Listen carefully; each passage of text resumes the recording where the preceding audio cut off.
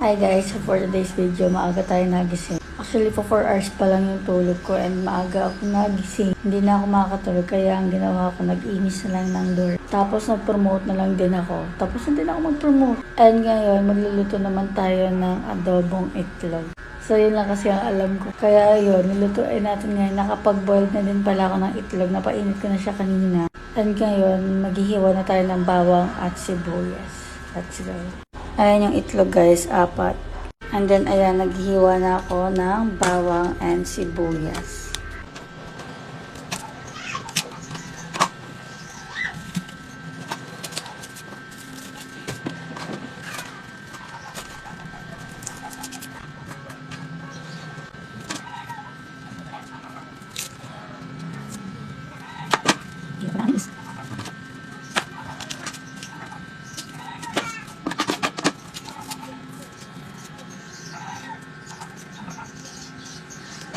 Papayakin tayo nitong sibuyas kaya maghanda na tayo.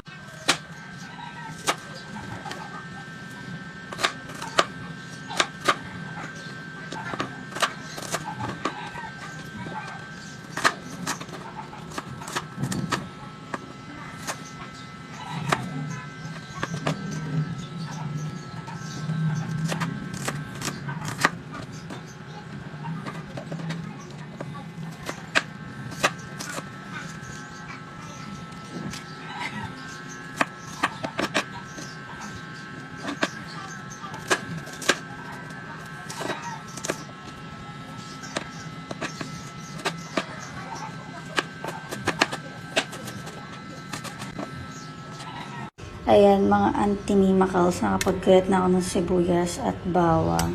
And then, dito ko lang siya lulutuin sa Gabor rice cooker para mas mabilis. Hanap lang tayo ng oyster sauce. Yun, buti meron pa.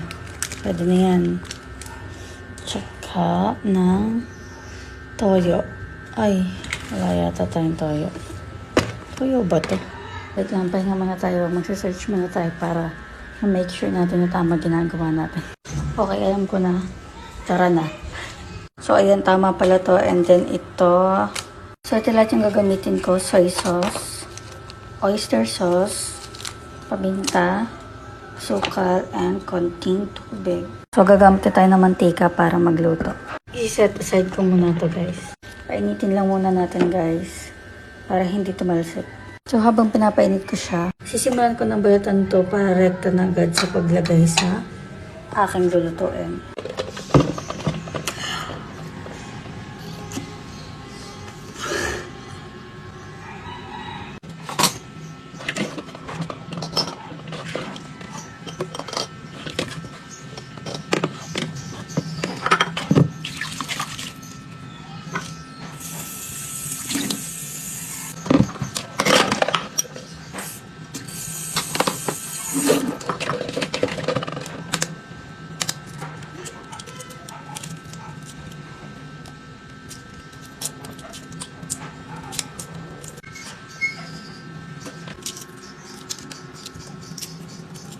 Ito na siya guys, nabaltan ko na. So, lalagay na tayo ng mantika guys. Para maluto natin ang sibuyas at bawang. Ayan, okay na yan, konti lang. So, ayan, okay na napainit natin. Next naman natin itong ating bawang. Sabay na natin itong sibuyas. Halu-haluin lang natin guys para mabilis siya maluto at hindi masunog. So, ito na yung next natin guys. Lalagyan na natin yung boiled egg. Next, itong ating oyster sauce.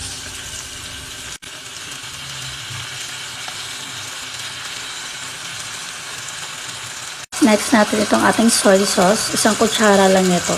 Pero dito natin ilalagay.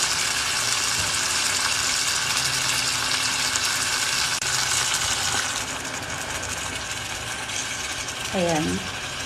Next natin itong sugar.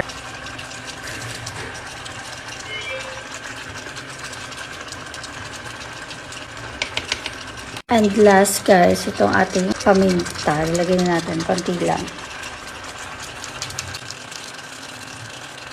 After nyan, halu-haluin natin para lahat ng boiled egg magkaroon ng lasa. Ay, may nakalimutan ako. Water pala. Konting tubig. Okay. Diyan na natin siya pwedeng haluin.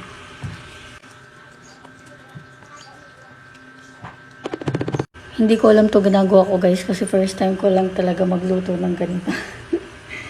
So sana masarap yung kakalabasan. Hayaan muna lang natin muna siya dyan. So titikman na natin kung sarap, ang sabaw.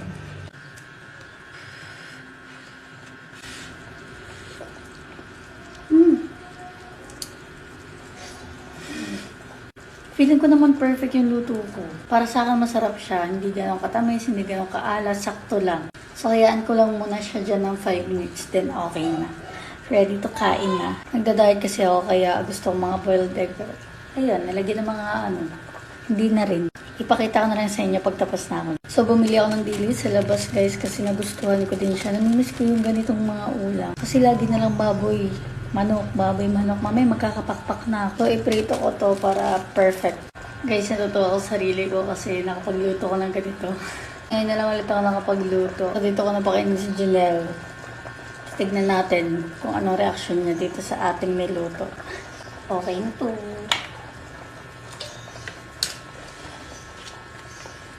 Ilipat natin sa lalagyanan. Okay na to.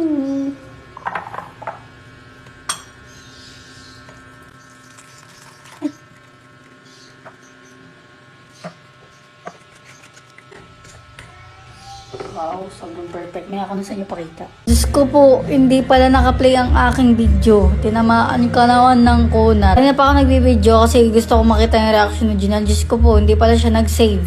Hindi pala naka-video. Sobrang nakakalungkot kasi tapos na kami kumain. Aray ko po. Ito yung nakakainis talaga. Yung ang ganda-ganda na ng reaction niya kanina. Tapos, pinapatakam ko pa kayo sa pagkain. Tapos, hindi pala naka-video. Tinamaan ka naman kasi. Lutang na ang person. Hindi naka-video, nakakainis. Tatanungin ulit natin si Janelle kung anong lasa nung niluto ko. Kung ano masasabi niya sa akin niluto. Sorry guys, medyo maingay dito kasi alam niyo to? Wala, ganun talaga. Maingay eh. Nawala kasi yung video natin. Ngayon, ano masasabi mo sa aking niluto para malaman nila? Kasi may reaction siya kanina eh. Ngayon, nawala. Anong gagawin? 10/10. Sarap. Sarap lang? Sobrang sarap. Puti naman. So ka Busog lang. nga ako eh. Pati yung bulati ko sa dyan. Ay, ang galing. So, masarap naman daw siya, guys. Kanina kasi yung reaction niya, sabi niya sa akin, wala, ang sarap. Mas masarap pa yung luto mo kasi sa akin. Ganun yung reaction niya kanina kasi hindi siya na-save. Nakakainis. So, bawin na lang ako sa susunod, guys. I-double check natin kung naka-play. Isama ko ulit kayo sa next vlog, guys. Thank you so much and bye.